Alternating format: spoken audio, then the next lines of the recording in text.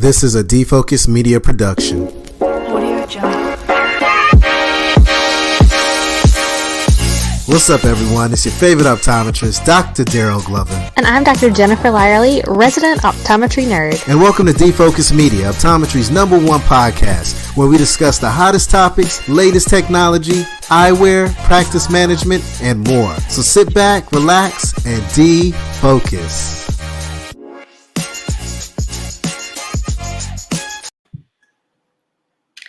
Hello, everybody. We are back live for Myopia Awareness Week. And Daryl, I don't know about you, but we're feeling very positive here in the States about coming on the other side of this COVID pandemic. But unfortunately, we are in the middle of a global epidemic. It's called myopia, and it is going not downwards. We need to do a lot of action together if we want to change the path that we're on, because the estimated 52% of the world's population will be myopic by 2050 if we don't make a big difference. And we're joined by people who are very passionate about that mission. We're going to get a chance to introduce all of our great guests, but these are industry leaders and members that I know you guys all know and love. Thanks for the shout out on the intro. I worked on that one today. That was fantastic, Jen, I must admit. And Jen, as I get, further in my career, become more of a seasoned optometrist, and having a young one and having one on the way, this myopia stuff is getting real. And it's really freaking me out, but it's also really making me really think that, we have an opportunity. We have an opportunity to really change the world, and we can do this with our profession. And I'm super excited to just hang out with this all-star panel that we have this evening. Jen, if you don't mind introducing the panel. Yeah, I want to give you guys an opportunity to introduce and share a little bit about yourself and why you're so passionate about this mission. Let's start with you, Dr. Millicent Knight. Must be ladies first, huh? Well, I'm really excited to be here, and thank you for giving us this platform to really talk about something that I know all of us are very passionate about. And we've got, we'll talk a little bit more about this, but we've got 15 companies that have all joined together, all to one mission. And that is to increase the awareness and the visibility around myopia, early detection with children, and regular comprehensive eye examinations. So we have pulled out all stops to be able to get this communication across. And, I'm passionate about it personally because I was that myope. I was that child. So, and someone was passionate about helping me. So we want to do the same. I actually just we were talking about this, raise your hand on this show if you're a myope right now. So, I'm actually surprised it wasn't 100% of us raising it, but we all, in eye care, we usually have a high refractive error that drew us to this career. So it's not surprising to see so many of us suffer from the same affliction. And many of us could have greatly benefited when we were younger if our doctors were practicing myopia management and had FDA-approved treatment options to do so. But we have the opportunity now where we do. And so it's time to grasp hold of this opportunity, like what Dr. Glover was saying. Dr. Jen, when you just got through mentioning something that reminded me of one time when I was in practice, and one of the things that's always stuck with me is I saw a patient. It was one of my first patients, and it was my first retinal detachment. And I immediately got her into a retinal specialist to get it repaired. But some years later, I moved into a new community, and I, would kind of go and meet the neighbors, and I knocked on the door of a neighbor 2 doors down from me and introduced myself. And she said, and she grabbed me and she said, "I've been wanting to meet you for a long time. You won't remember this, but some years ago, my daughter was heading to college and went in because she was blurry and needed her contact lenses and glasses prescription updated. And you found a retinal detachment. And I just wanted you to know that she's a pediatrician now with 2 children of her own. And I know she could not have gotten through school had it not been for getting early diagnosed and getting that retinal detachment taken care of and addressing her myopic issues." So I personally feel very passionate about it. And then I know my company also, Essilor, feels very passionate about it.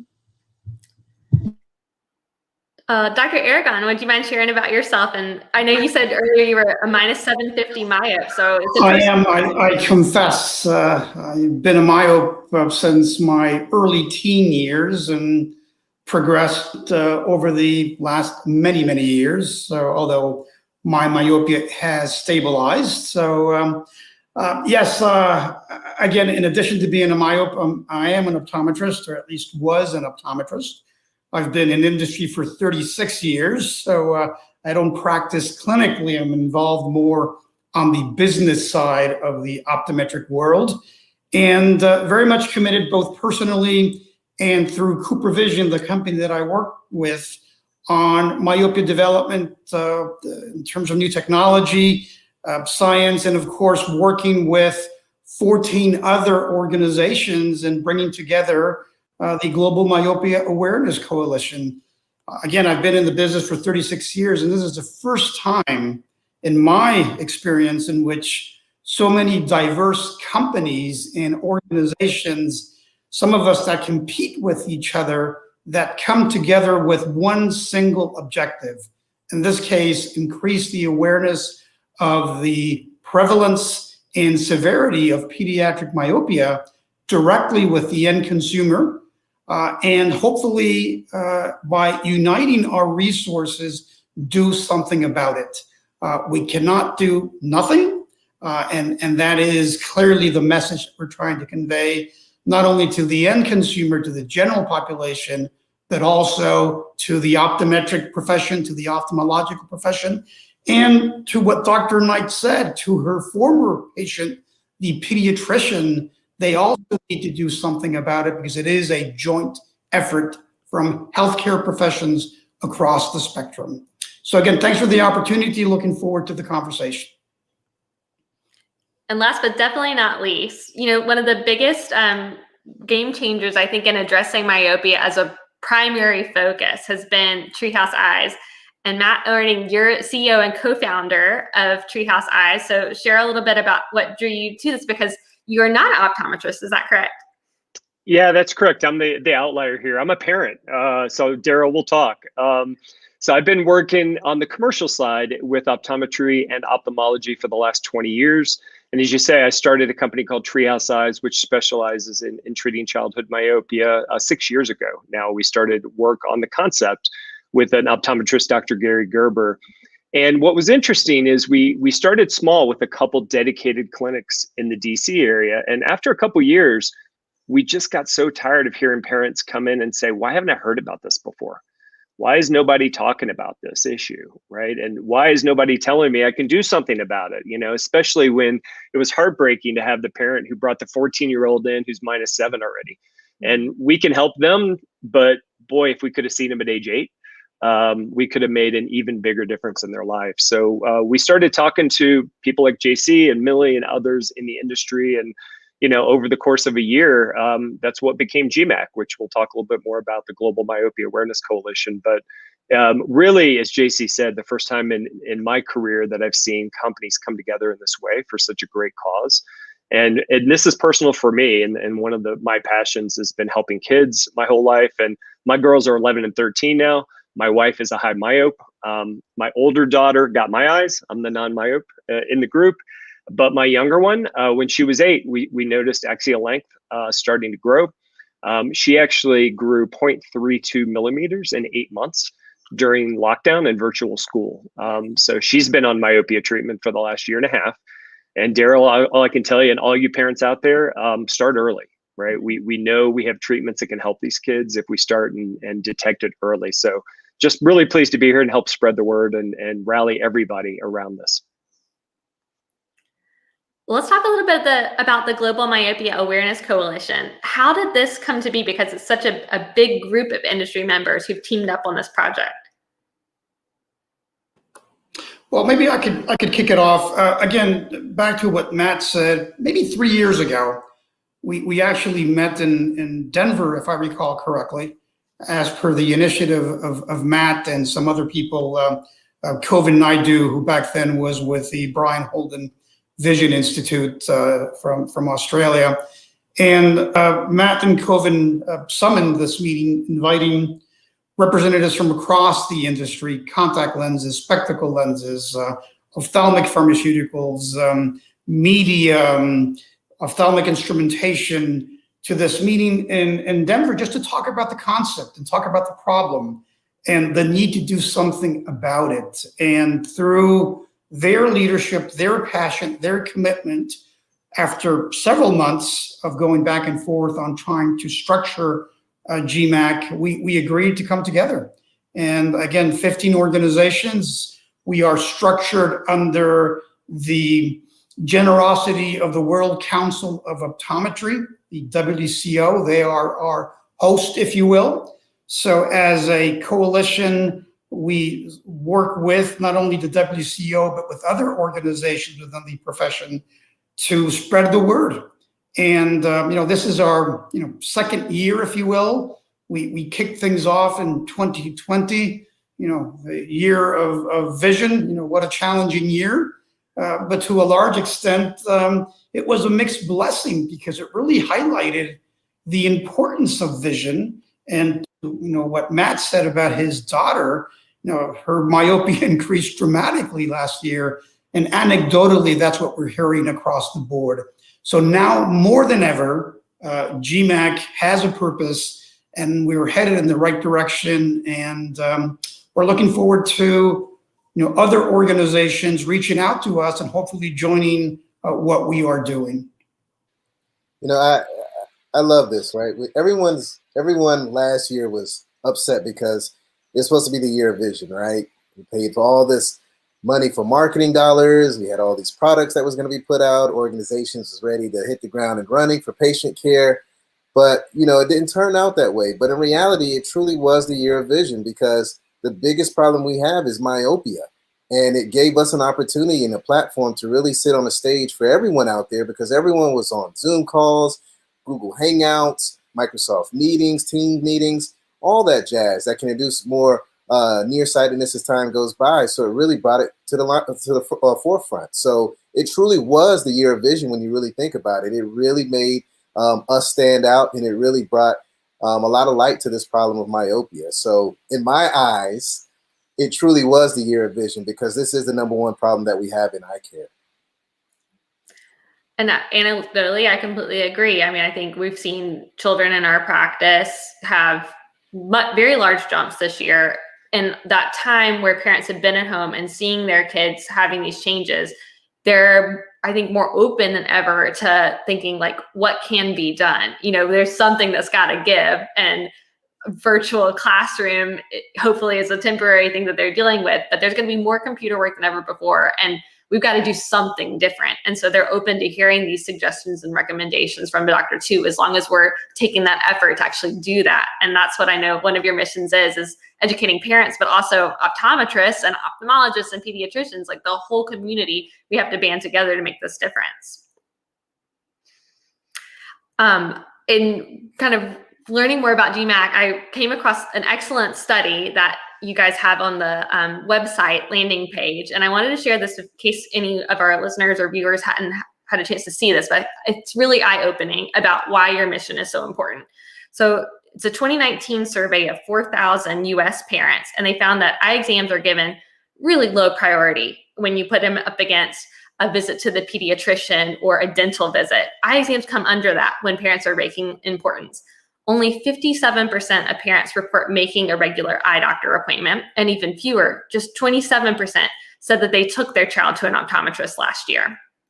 Of the parent survey, 88% said that comprehensive exams aren't needed until kids are school-aged, and 48% believe that pediatricians are conducting a comprehensive eye exam.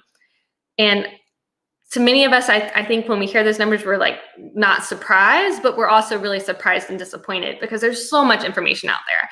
What can we do to better reach parents? Yeah, I'll maybe start off on that one because we led some of that research. So when GMAC formed, one thing that we aligned on is we have to have a fact-based message that we deliver to parents and a well-researched message because we need parents to take action and do something different. And I think just the same rigor that companies put into clinical studies, et cetera, we want to have that same approach in terms of our messaging from GMAC. If we're going to talk to the public, let's make sure we know how to do that. So the survey was really groundbreaking in that it gave us a really large sample size to understand what parents think about vision care, eye care related to their kids today, awareness of myopia.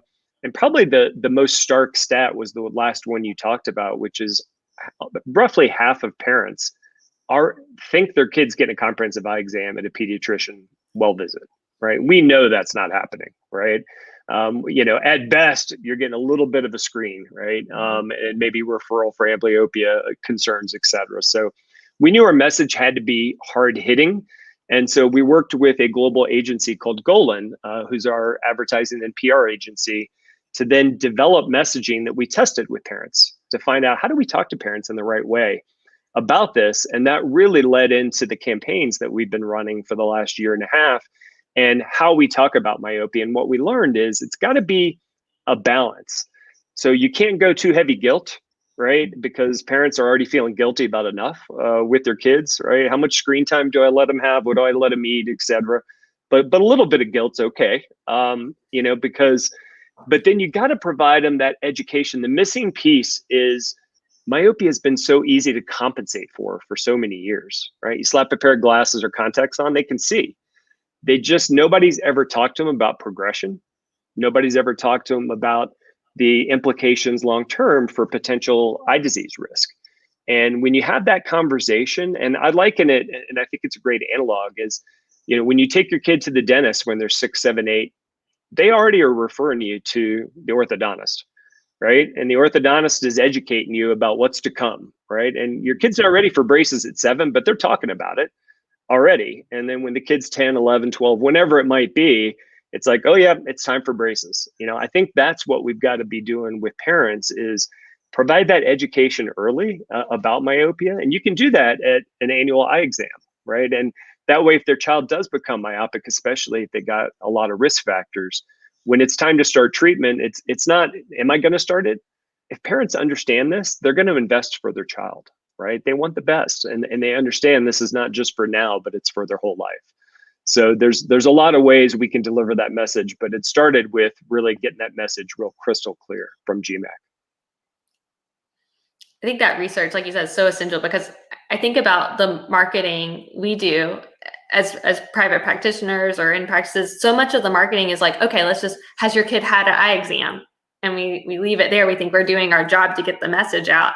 But obviously, research says almost half of parents think if they took them to the pediatrician, they had an eye exam. So that messaging is not working. And we need to rethink how we're communicating these things. It's really essential information to take away. There needs to be a more proactive approach, I think, although GMAC focuses primarily on the end consumer.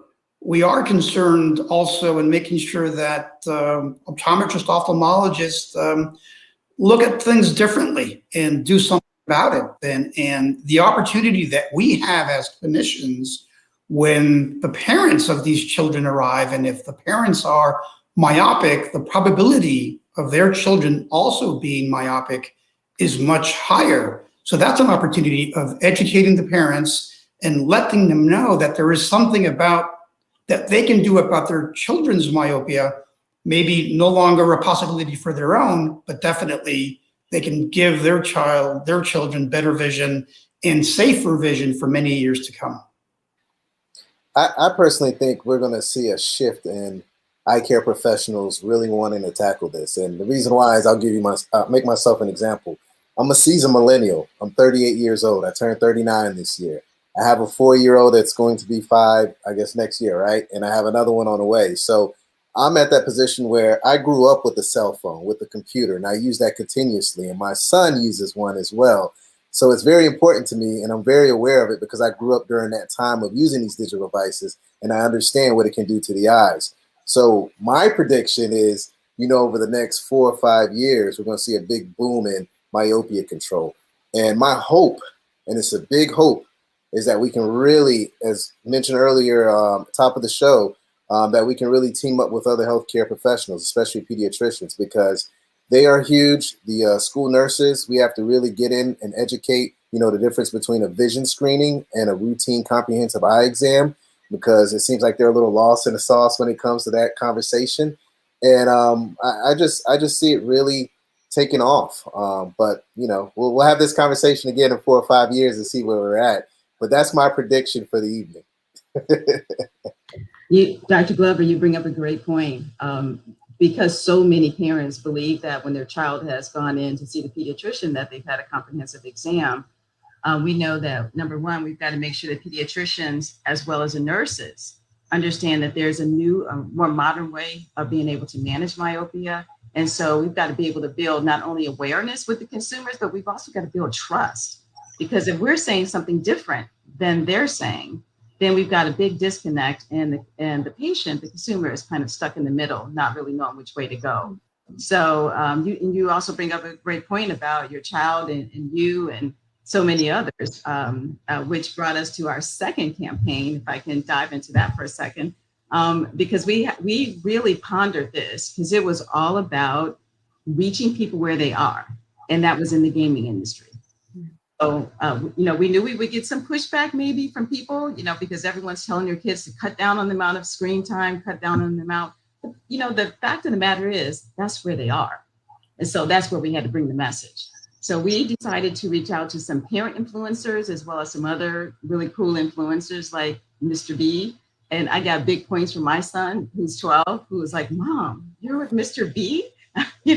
So, but we used them to really talk about, let's call it eye etiquette, making sure that you are maximizing the amount of time that you spend, minimize the amount of time that you spend on the screen, and really sort of mixing up your day.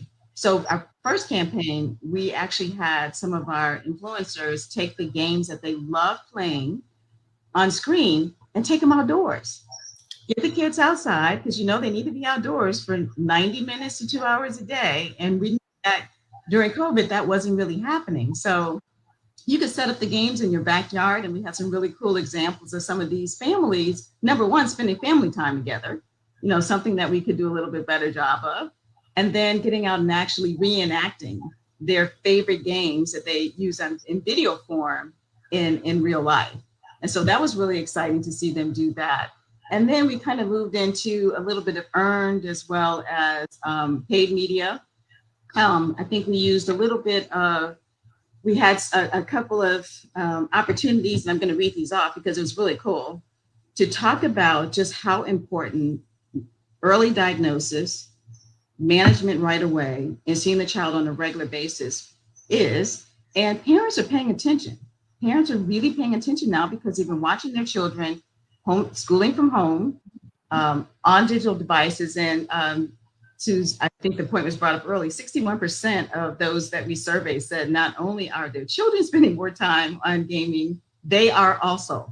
So anyway, we were able to talk about that with some interesting media outlets. Like we were able to get a partial piece in the New York Times, Hometown Living, CBS Portland, Good Day Orlando, Morning Beats, LA Times, Chicago Tribune, just on and on. And I was actually interviewed for a number of these along with Dr. Michelle Andrews. We both volunteered to be the doctors interviewed for these. And immediately they wanted to talk about gaming. They wanted to talk about ways in which they kept their children's eyes healthy. But they also wanted to talk about other type of protective vehicles. And we also talked about, again, leading by example as parents. And I know it's very hard. And my son reminds me sometimes, but we all know that the digital devices should be shut down about an hour before it's time to go to bed, so that the natural hormone melatonin can kick in. Children get a good night's rest, and they're ready to go the next day. So just having those kind of conversations with parents was really helpful. And I think we got a lot of really positive feedback on that. Well, I just want to say kudos to thinking outside of the box. I mean, we know we haven't been doing things right, clearly, because there's not enough awareness, but to really go to the gaming industry and really partner with them and show the importance and even take the gaming outdoors, that's next level thinking. That's high level thinking. That's thinking outside of the box. I know when I was a kid, we used to play outside until the streetlights came on. And we even tried to play even after the streetlights came on. And then, mama and daddy was like, "Hey, get your butt back in here." And now, the game has changed because everyone is locked indoors, or they're locked on these digital devices, and it's causing a lot of nearsightedness. So for you to really think outside of the box. That's the direction that we need to go. We cannot do things like we used to. And another thing that I think we really need to emphasize is, all organizations, all companies, they get big and bold and ready for back to school. We can't just hit this during back to school. This needs to be something that we do every single month.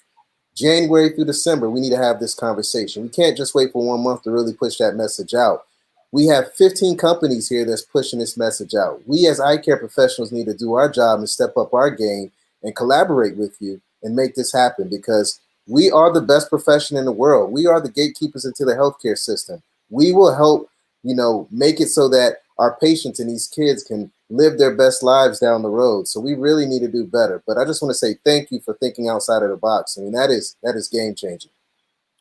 I mean, we had well over 1 million views. I mean, these kids are watching this and able to weave these messages in the midst of playing basketball, in the midst of, in the middle of the game. And actually, I actually played Among Us with one of our gamers, Mr. B, and I played with Atomic Marie, for those who are familiar with some of these heavy influencers. And we just had a really good time. First of all, I had to learn how to play well enough just to stay alive. And I managed to do that. But they were able to talk about how important gaming was to them and why they went in to see their eye doctors on a regular basis, because they had to keep their eyes in tip-top shape in order to really be able to do what they do in the gaming industry. And so making sure that they took those breaks, got outdoors, looked off at distance, got off the devices for a while, interacted with family members, and just, kind of keeping it real in that way. It just really resonated. And just hearing some of the comments from some of the people who kind of, through chat came in, and it was really interesting. They were really paying attention. People were hungry for this information. And I think we need to remind doctors out there that you're the subject matter experts in this area. So every opportunity that you have, you need to be having this conversation. And I think sometimes we might think if we don't get the adoption right away, that maybe we failed in that regard. But I think sometimes parents need to hear it the first time. They need to know, okay, I'm going to be watching my child now to see if they really do progress. And then the next year when they come in and that child will have progressed in many cases, then they've heard it before. So it's not something new. It's not something that, they've had a chance to do some of their own research in the meantime, and they're ready to go. So if they're delayed for a year, that's not the most optimal situation, but it's certainly better than looking more long-term. It's certainly better than them not getting the treatment at all. Well, we have some questions. Let's shoot these out to the experts on the panel this evening. First one up, where can we find those campaigns to spread the word? Are these campaigns on YouTube, or can they hit the website that we mentioned earlier and find out more information about that? Yeah, it's a great question. And we launched a website. It's allaboutvision.com/GMAC, GMAC, with our last campaign late last year. And as we get new campaigns, we're going to continue to put those up there. And so it's a great place to push people to get more information. And also on there's just some great educational content about myopia and encouraging you not to go see the pediatrician, but go see that eye doctor for a comprehensive eye exam. So that was a great win for us to get that website up and have a place we could push people through these campaigns. And we'll talk in a little bit about our next campaign, but we'll continually refresh that site with what's next. The campaigns have some limitations on them in terms of how long we can run them. So now that we do have a website, and it's really been helpful to get more and more companies involved, because it's otherwise a volunteer organization for us. So the more companies we have involved, the more resources that we have to be able to push out these types of initiatives.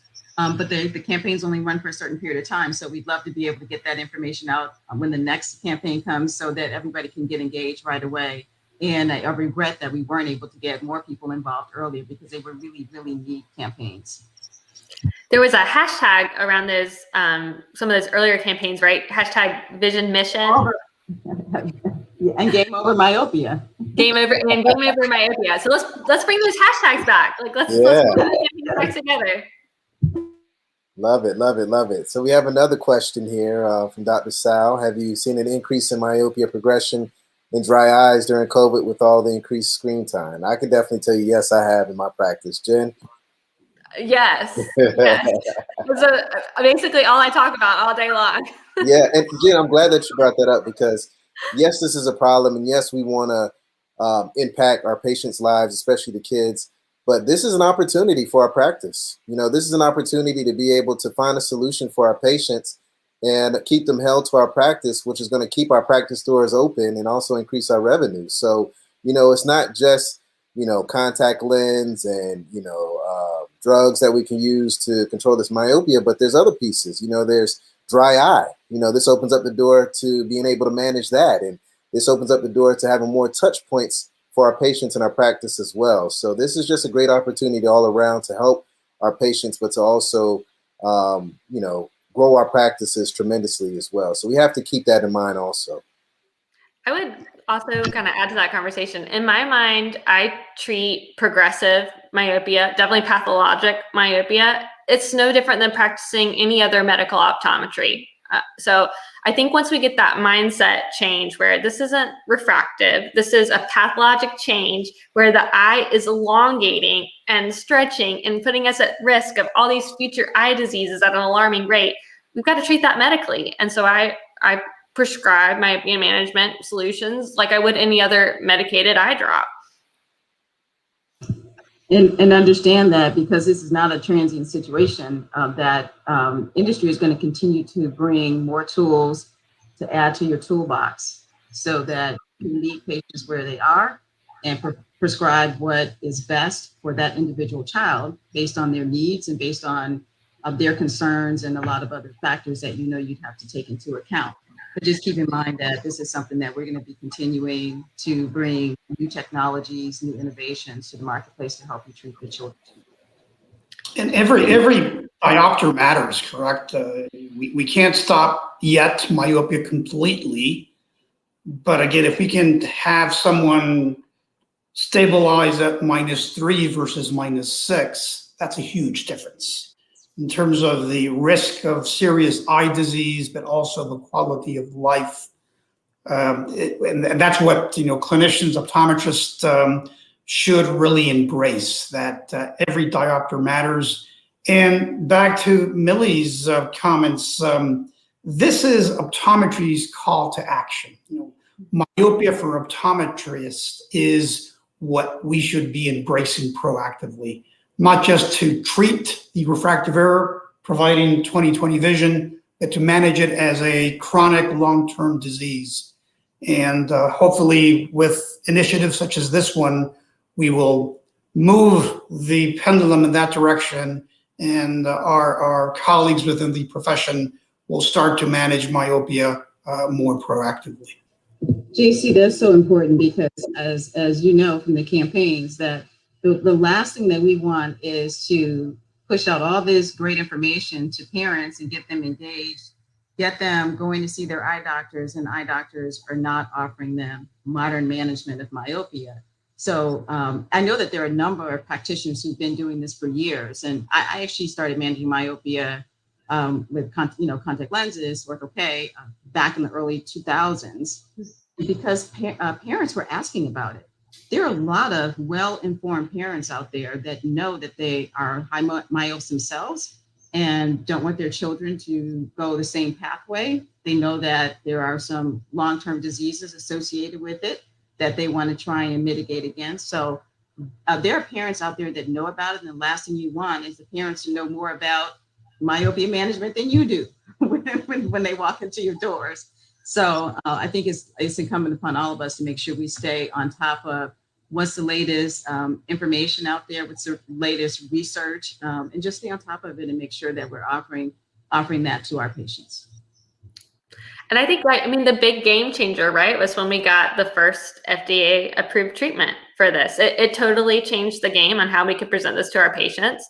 I was practicing myopia management before that, but now you always had to have that caveat, that explanation when parents ask you that question. that's no longer a concern. There's no roadblock. There's no pushback, right? When you were talking to another physician about why you're doing this, everything's got the scientific support and the FDA approval on label to do these treatments. And I think if that's not a reason to jump in now, that was the only roadblock that was existing, in my opinion, previously. Yeah, science matters, and there's a lot of science behind these treatments that are being utilized more and more, not only in the US, but around the world. This is a global issue that we're dealing with, and it's actually a lot worse in countries in East Asia as compared to North America. And, our colleagues in East Asia have a lot more experience than we do in North America on managing myopia. And I think we need to learn from their experiences and bring some of that to the US. Speaking of some of those countries have learned, unfortunately, a little bit late in some cases, because, in some areas like Korea, where, if you're, I think it's something like 90% of all 18-year-olds in Korea that are of age to go into the military are already myopic. So the governments are now getting involved because this is a real big issue. And if you think about the amount of money that we spend as a country, I know in the US, it's number 11 in terms of overall expenditures, ahead of congestive heart failure, for instance. So government needs to get involved, and maybe that's an avenue, Matt, JC, that we might be going and trying to get a little bit more partnership, a little bit more of the resources that are available through organizations like NEI and NIH to spend some of those dollars to number one, to get more research out, and number two, to get more visibility, more awareness around this. So we don't need to go by way. We have examples of what can happen, right? What will happen if we don't get proactive and do something about it. So it doesn't make sense for us to sit there and do nothing. Well, Matt, you had mentioned earlier that there's a new campaign in the works. Can you drop any details about what's next? Yeah, breaking news, right? Just for this audience. Our next campaign will launch here in the US in July, August timeframe. So we looked at everything we did with the Vision Mission and the influencer and the Game Over Myopia campaigns, and a lot of good lessons learned. And what we're carrying forward is what works is partnering with influencers and using social media. So a real multimedia approach. We're going to continue that. We're going to change up the creative a little bit. And really, in this post-COVID world, there's a unique moment here where people are coming back together in person. And we're going to create some emotion around that and actually create some video assets that I can't talk in detail about yet, but we'll be pushing those out to really drive harder on the myopia message, because we think we've done a really good job of engagement and some base level awareness, but we want to get a little harder hitting on pushing you into the eye doctor and starting to have that conversation. So we've got a really cool campaign idea that we settled on a few weeks ago, literally going into production over the next few weeks and shooting. And you'll see that go live, and we'd love to share it with you in July when we're ready to go with that. But I love Daryl's point as well, is, we're running these campaigns, but we've got to make this a through the year thing, right? And you're seeing kids come in every day and parents come in every day. And, I think the eye doctor can have such an amazing impact on this through the education piece. But if we can provide that support that, makes a parent ask you about it, or when you bring it up, they don't look at you like, what are you talking about? We want, hey, yeah, I've heard about that. Like, tell me more. I'm interested, right? That's what we can do through GMAC's efforts. In addition to some of the partnerships with ophthalmology and AOA, et cetera, that, we're collaborating on.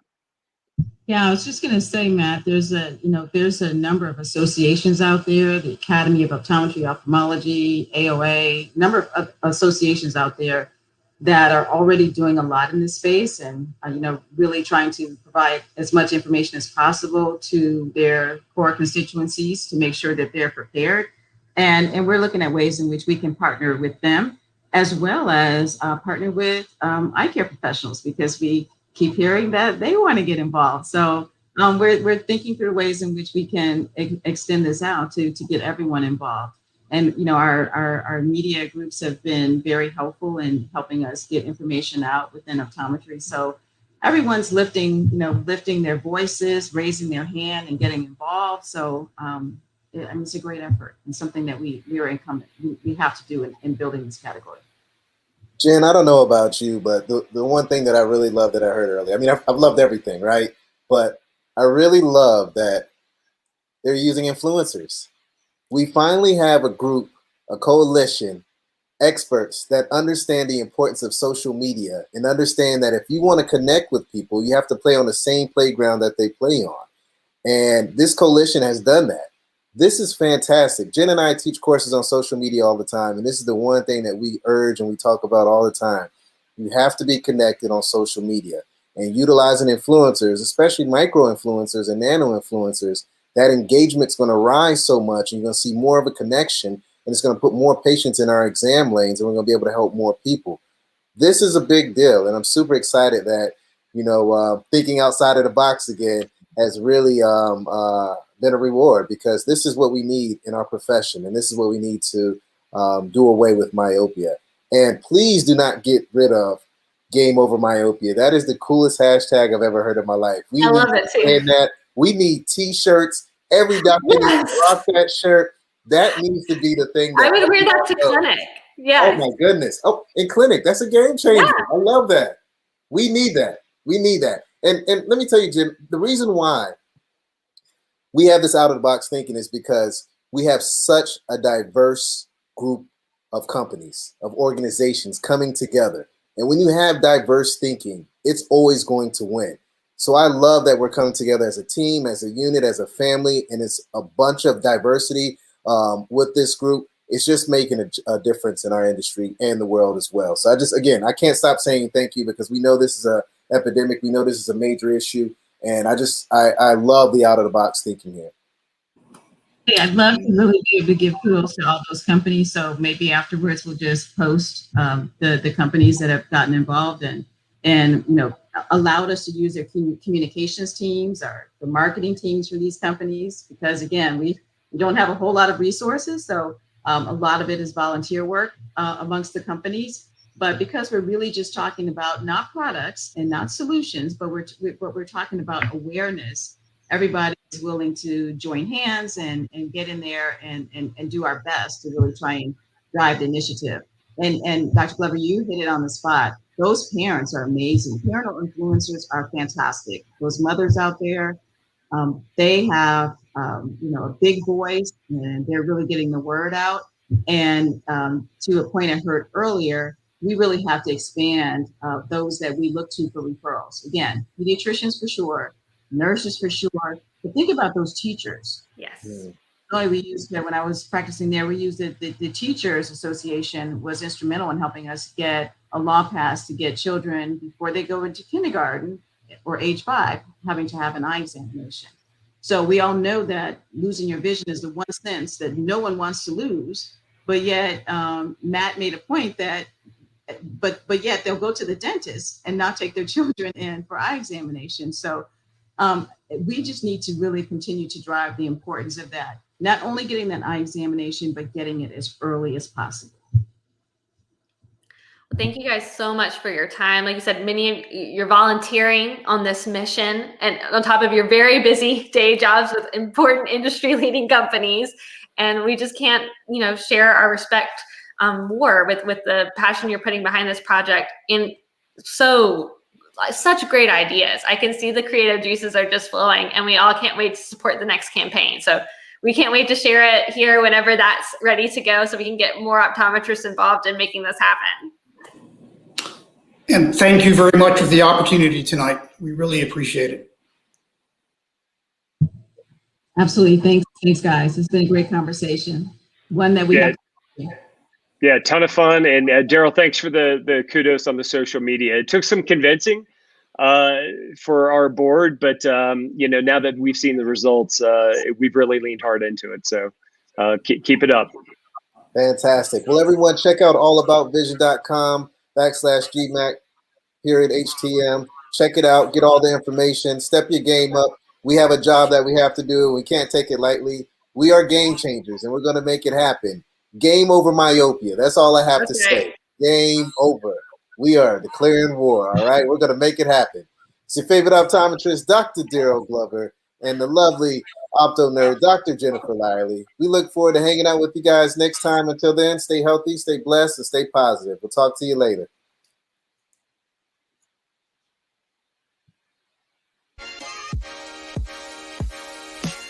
All right, colleagues, and it's a wrap. Thank you dearly for hanging out with the Defocus Media team. We hope truly something resonated with you. And if it did, be sure to give us 5 stars and make sure you follow us on all social media platforms: Facebook, Instagram, Twitter, LinkedIn, you named it. And our handle is at Defocus Media on all platforms. And until next time, be sure to keep it 2020, and we look forward to seeing you on the next episode.